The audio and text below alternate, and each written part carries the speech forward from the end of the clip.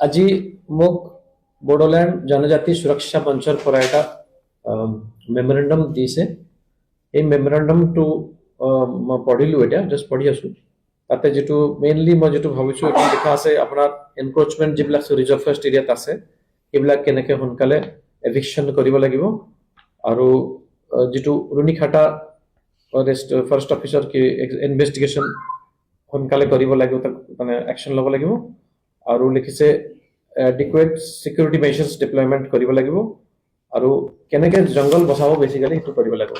তো এটো ভাল ভাল পয়েন্টস বিলাক দিয়া হৈছে। এটো ডেফিনেটলি আমাৰ নলেজত তো ডেফিনেটলি আছে, আমাৰ এনে প্ৰগ্ৰাম বি আছে। এতিয়া অলপ কিছুমান চলি আছে প্ৰসেস, কাৰণ আমি অলপ ওয়েট কৰিছো। তাৰ পিছত এজ পাৰ ৰুল আমি সব বিলাক পয়েন্ট আমি চাম আৰু আমি কৰিম, একশন লোৱা যাব। আৰু সেইটো কাৰণে আমি প্ৰপাৰ ৰেভিনিউ আৰু ফৰেষ্ট পুলিচ এই দুজোটাৰ এসিস্টেন্স আমি লম। We will not do it alone.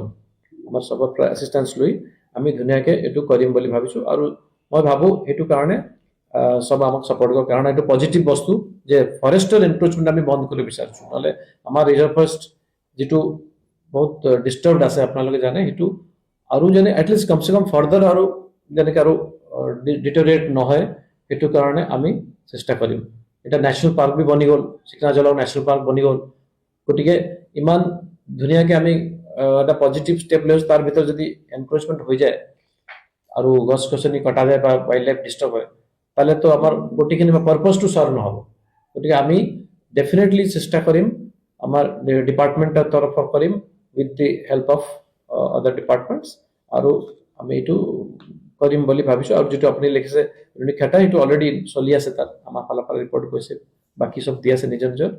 আৰু তো গতিকে আমি এটো কৰিম বুলি আমি, কিন্তু যি আছে আমি এটো নিশ্চয় কৰিম, চেষ্টা কৰিম। এভিকশন কৰিম আমি, তাৰ তৰিকা আছে, তৰিকা মতে কৰিম। এটো নহয় কি সকম দিকে তো ফটকে গুছি যাম, এটো নহব, এটো সাকসেসফুল নহব। প্রপারলি করা যায়।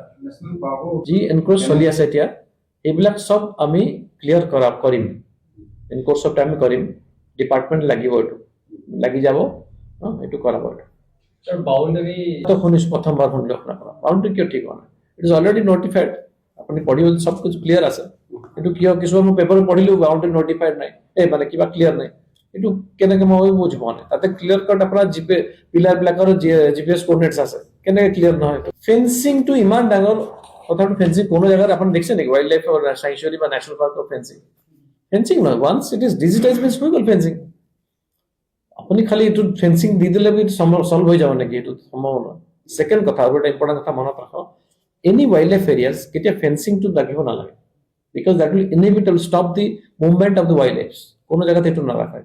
গতিকে সব বস্তু ক্লিয়ার কাট আছে, ডিজিটাইজ আছে, পিলার নাম্বার সব আছে। ফেন্সিং এটা কারণ এটো it is not required. It's not a plantation area হরু কি আপনি ফেন্সিং করে গরু খালি ঘুমাই যাব, এটো তেনেকুৱা নহয়। তো গতিকে এটো প্রয়োজন নাই, কিন্তু এটো ওয়েল ডিফাইন্ড। জিপিএস মারা আছে, জিপিএস মানা আছে, তার আপনি যদি চাই তার নোটিফিকেশন, তার যেটো পিলার হেৰি কি কয় পিলাৰ বিলাকৰ কোঅৰ্ডিনেটস বিলাক আছে, সেইটো তো চেঞ্জ হ'ব নোৱাৰে না।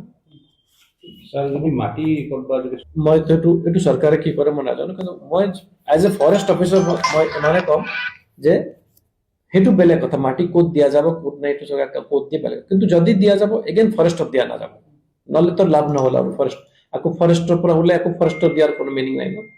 যদি দিয়া ৰেভিনিউ এৰিয়াত দিব, এটো ডেফিনেটলি সৰকাৰ এটো কৰিব, কিন্তু আমাৰ এটো ক্লিয়াৰ হ'ব লাগে। That's all. স্যাৰ ইলেকশন তো কৰা হবো, এভিকশন নিশ্চয় কৰা যাব। এতিয়া সৰকাৰ আহিব দিয়ক, তাৰপিছত আমি ডিসকাস কৰিম এটো কেনে কৰা যায় কিনে। এই কাউন্টিং মই ক'ব নোৱাৰো, তেতিয়ালৈকে আমাৰ ওপৰৰ পৰা সিগনেল দিয়া নাই। আমি প্ৰিপেয়াৰ্ড আছো, আপুনি মোক প্ৰিপাৰেশ্যন কথা সুধিলে। We are prepared. হ'ব, থ্যাংক ইউ। Thank U.